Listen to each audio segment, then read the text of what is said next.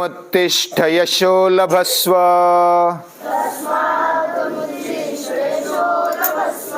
जित्वा शत्रुन् भुङ्क्ष्व राज्यं समृद्धम्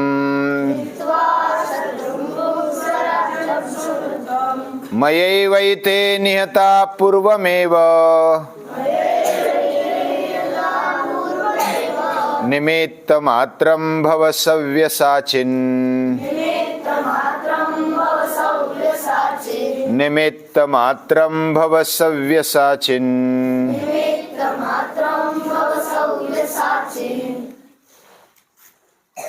हम उपनिषद का अभ्यास मतलब मनन चिंतन कर रहे हैं और यह वेदों का सार इसमें आया है। उपनिषद यह ज्ञान कांड माना जाता है और अलग अलग उदाहरण देकर समझाकर हमारे पूर्वज ऋषि हमें समझाना चाहते हैं कि ये जीवन क्या है, ये दुनिया क्या है और दुनिया का बनाने वाला कौन है, क्या है।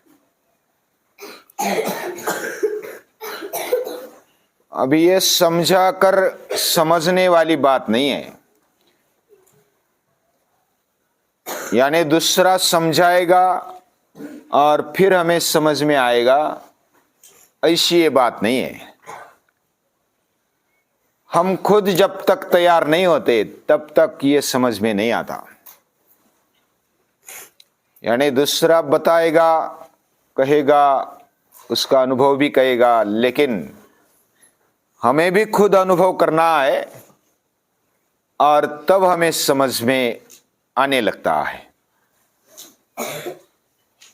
ये ज्ञान, कोई भी ज्ञान अनुभवजन्य होता है, बिना अनुभव कुछ ज्ञान नहीं होता। हाँ, कुछ समझदारी होती है, यानी हम दूसरों का अनुभव लेकर सीख सकते हैं और हमारे जीवन में जो चक्कर लगाना पड़ता है, लंबा चक्कर, उसको शॉर्टकट या तो सही सीधे रास्ते से ले जा सकते हैं। इसलिए तो इतिहास पढ़ना होता है, ऋषियों का, मुनियों का, महापुरुषों का चरित्र का अभ्यास करना होता है। यानी हमें हमारा जीवन गौरवपूर्ण लगे और वह ऊंचाई की तरफ हमेशा चलता रहे। दो प्रवाह होते हैं इस दुनिया में, दो प्रवाह है। एक प्रवाह है जो भोग भोगने वाले और बंधन में रहने वाले, बंधन में यानी बद्ध, और दूसरा प्रवाह होता है वो बिना बंधन के रहते हैं, उनको मुक्त कहा जाता है। यानी एक बद्ध है, एक मुक्त है, ऐसे दो प्रवाह है। बंधन किसका? जो बद्ध है वे भोग में अटकते हैं, या तो केवल भौतिक लेवल पर देखने वाले होते हैं। उपनिषद माता कहती है कि ये भोग जीवन से हमें ऊपर उठकर, पशु जीवन से ऊपर उठकर कहां जाना चाहिए? भाव जीवन में जाना चाहिए। वही मनुष्य जीवन की शुरुआत है। यानी जैसे हमने देखा, किरकेगार्ड कहते हैं to be a human is not a fact, it is a task. ये केवल ऐसा अपघात या तो प्रसंग या तो परिस्थिति आ गई और हम मनुष्य बन गए, दो पांव पर चलने लगे, मनुष्य का देह धारण किया, मनुष्य बन गए, इतना ही मनुष्य में अपेक्षित नहीं है। मनुष्य में कुछ बहुत सारी संभावनाएं हैं। जो भगवान तक बन सकता है। नर करने करे तो नर का नारायण बन जाए, यह संभावना उसमें छिपी है। और इसलिए हमारे जीवन को हल्के से मत लेना। ये बहुत ही, उसकी कीमत नहीं हो सकती, अमूल्य है। ये नरदेह वह, उसका मूल्य हम नहीं कर सकते। उसके बदले में कुछ भी दिया जाए तो भी कम है। आत्मार्थे पृथ्वीम त्यजेत, यानी हमारे मनुष्य जीवन के लिए पृथ्वी भी त्यागना पड़े तो भी त्यागनी चाहिए। यानी मनुष्य जीवन का भला, उसका हित, उसका कल्याण हमारे जीवन में, मनुष्य जीवन में सतत भान रखना चाहिए, ध्यान रखना चाहिए। तो जो भोगते हैं या तो बद्ध जीवन जीते हैं, उनके लिए कर्म करना होता है, और जो मुक्त होते उनके लिए भी कर्म करना होता है। वो भी कर्म करते, ये भी कर्म करते। यानी भोगी भी खाता है, और मुक्त है, सन्यासी है, महापुरुष है, वो भी खाता है हमारे जैसा ही। उसके लिए भी 24 घंटे है, हमारे लिए भी 24 घंटे है। उनके लिए ज्यादा समय है, हमारे लिए कम समय है, ऐसा नहीं है। उनके लिए इंद्रिय है, हमारे लिए इंद्रिय नहीं है, ऐसा भी नहीं है। उनको जो जो भी अवयव है हमें मिले हैं, हमें जो जो भी शक्तियां है वो भी उनमें है। यानी हमारे में, उसमें, उनमें कोई फर्क नहीं है। यानी कर्म सभी को करना होता है, लेकिन जो बद्ध लोग होते हैं वह किसके लिए कर्म करते हैं? वह फल के लिए, कुछ अपेक्षा के लिए, अपना अहम पुष्ट करने के लिए वह कर्म करते रहते हैं। जो ऊपर यानी कि विकसनशील जीवन जीना चाहते हैं, वे क्या करते हैं? वे जीवन विकास के लिए कर्म करते हैं कि मुझे अपने जीवन को, मैंने एक गुण लाने के लिए मुझे मेहनत करनी है, हर रोज उसके लिए अभ्यास करना है। शरीर अच्छा बनाना है, व्यायाम करना है। मन अच्छा बनाना है तो प्रार्थना करनी है, ध्यान धारणा करनी है। अगर बुद्धि अच्छी बनानी है तो संवाद करना है, वाद विवाद करना है, अभ्यास करना है, प्रश्नोत्तरी करना है, स्वाध्याय करना है। अगर हमारी आत्मशक्ति को प्रकट करना है तो फिर स्वाध्याय करना है, प्रार्थना करनी है, धारणा, ध्यान, समाधि तक, यानी भगवान के साथ जुड़ जाना है। तो अलग अलग तरीके से, जैसे बद्ध है यह कर्म करता है किसके लिए? फल मिल जाए, हमारा अहम पुष्ट हो जाए। उपासक जो कर्म करता है वह जीवन विकास के लिए कर्म करता है। भक्त कर्म करता है, भक्ति के लिए कर्म करता है। और जो मुक्त भी कर्म करता है वह किस लिए कर्म करता है? वह जैसे हमने देखा, आता उरलो उपकारा फुरता, यानी तुकाराम महाराज कहते हैं अभी मेरे लिए कुछ कर्म करने की आवश्यकता नहीं है, मैं अभी भगवान के लिए कर्म करता हूं, प्रभु के लिए कर्म करता हूं।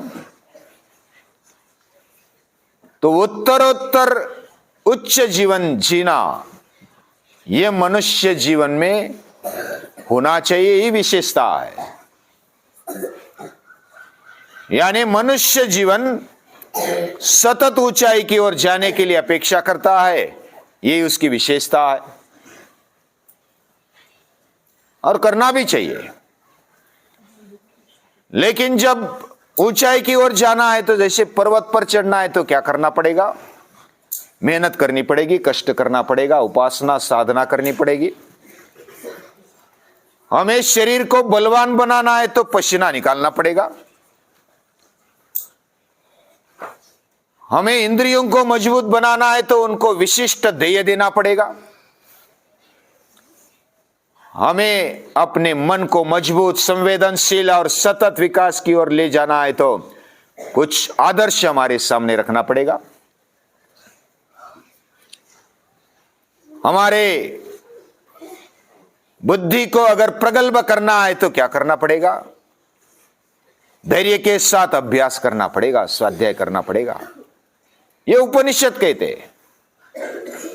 हमारा जीवन उत्तरोत्तर ऊंचाई की ओर चले, और क्यों न चले, हमें भी अपेक्षा है। असतोमा सद्गमय तमसोमा ज्योतिर्गमय। तो जीवन हल्के हल्के ऊंचाई की ओर हमें ले जाना है। और जब भक्त होता है, शुरुआत में मुझे भगवान मिलना चाहिए, इसके लिए बहुत झटपटता है। क्यों नहीं मिलता, क्यों नहीं मुझे दर्शन देता भगवान? इधर जाता है, उधर जाता है, तीर्थ यात्रा करता है, भक्ति करता है, भजन करता है, नामस्मरण करता है, क्या नहीं करता, वो पागल हो जाता है।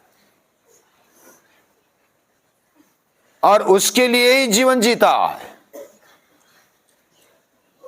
और जब ऐसा जीवन जीता है तो भगवान को भी लगता है कि अरे वाह, ये तो बहुत ही सुंदर जीवन, ऐसे जीव को मुझे मिलने जाना है।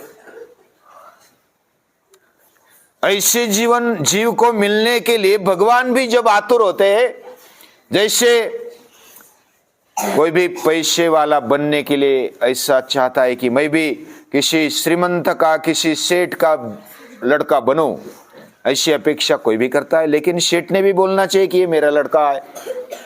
भगवान के सभी होना चाहते। भगवान तो सर्वेसर्वा है, शक्तिमान है, संपत्तिवान है, वह सभी सर्वगुण संपन्न है, तो कौन नहीं जाना चाहेगा? कोई भी बोलेगा मैं भी लड़का बनना चाहता हूं, लेकिन उसने भी हमें स्वीकारना चाहिए। वह जब स्वीकारता है तब वो खुद मिलने के लिए आता है। पुंडलिका बेटी पर ब्रह्म आलेगा। पुंडलिक को मिलने के लिए साक्षात पर ब्रह्म आ जाते हैं, भगवान आ जाते हैं। तब पुंडलिक क्या बोलता है? रुको, मुझे नहीं मिलना है। अभी मिलने के लिए यहां तक साधना की, उपासना की, भक्ति की, और अभी भगवान मिलने के लिए आ गए तो ना बोल दिया। ये क्या बात है? जैसे नदी मिलने के लिए आ गई सागर को, और सागर के पास आकर अगर रुकी तो सागर बोलेगा आजा। वैसे भगवान के पास भक्त जाता है, और भक्त मिलने के लिए पहले आतुर होता है। इतना लंबा प्रवास करके, कष्ट सहन करके, कितने धूप गर्मी ठंडी सहन करके आ गई है नदी, कितने पत्थर कितने पहाड़ लांग के आ गई है, और अभी सागर को मिलने की बारी है तो नदी बोलती है कि नहीं, मुझे नहीं मिलना है। ऐसा थोड़ा ही चलेगा। वो मिलेंगे क्या नहीं मिलेंगे, लेकिन भक्त को क्या लगता है? अभी रुक जा, मुझे नहीं मिलना है। जैसे भगवान होने में जितना आनंद नहीं, सागर होने में फिर नदी नहीं रहती। नदी तो सागर बन जाती है, और जब भक्त भगवान बनता है तो वो भक्त नहीं रहता। उसको दर्शन, या तो जैसे शक्कर खाने के लिए हमें चीटी होना पड़ेगा, शक्कर बन के हमें शक्कर का आनंद थोड़ा ही ले सकते हैं। शक्कर बन गए समझो तो शक्कर का आनंद कैसे ले सकते हैं? तो फिर तुकाराम महाराज बोलते हैं कि तुका मने गर्भवासी सुखे घालाव्यामासी, मैं फिर से जन्म लेना चाहता हूं। पहले तो जन्म जन्मांतर के चक्कर से निकलना चाहते हैं, बाद में फिर न लगे मुक्ति धन संपदा संत संग दे सदा।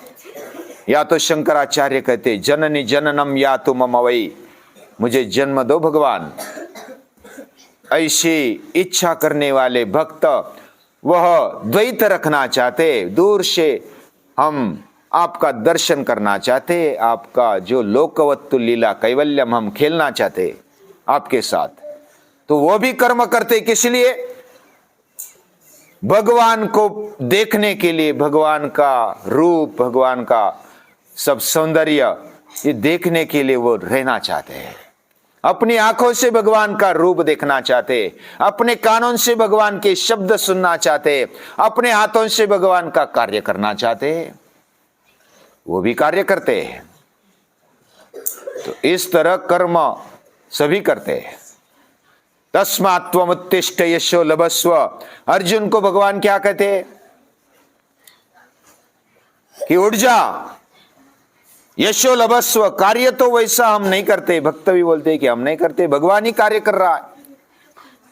मयि वैते नियता पूर्वमेव, ये पूर्वी मैंने इनको मार दिया है। निमित्त मात्रम भव, तू निमित्त बन जा। भगवान हमें कंधे पर उठाते हैं और बोलते हैं कि तुझे करना है, तुझे यश प्राप्त करना है। और हमें सौंदर्यशील, बहुत ही यश संपन्न, यशस्वी करना चाहते हैं भगवान, तेजस्वी बनाना चाहते हैं। तो ऐसे भगवान को जब मिलते हैं तो भक्त के मन में आतुरता है और भगवान के मन में भी आतुरता है। लेकिन भक्त बोलता है कि मुझे बस आपके दूर रहकर आनंद लेना है, दूर भी नहीं जाना है और आपके पास भी नहीं आना है। पास आएंगे कि नहीं आएंगे वो अलग प्रश्न है, लेकिन मन में आता है कि बस मैं निहारता रहूं, मैं देखता रहूं भगवान के रूप, भगवान का आकार, भगवान का सौंदर्य, मैं निहारता रहूं। जब सृष्टि में ऐसे मुक्त लोग विहरते तो वो भी कर्म करते। उनको जैसे नौकर कर्म करता है, नौकरानी कर्म करती है, वह कर्म अलग होता है, वो बोझा है। और जब कोई लड़का कर्म करता है, कोई पत्नी पति के लिए कर्म करती, पति पत्नी के लिए कर्म करता है, वो प्यार है। तो प्यार से कर्म, और इधर बोझा रूप कर्म, फल के लिए कर्म, पगार के लिए कर्म, ये दोनों में फर्क है। हमारा जीवन भी उत्तरोत्तर आगे चला जाए, ऐसी अपेक्षा करते हुए, ऐसी कामना करते हुए हम भगवान को नमन करते हैं।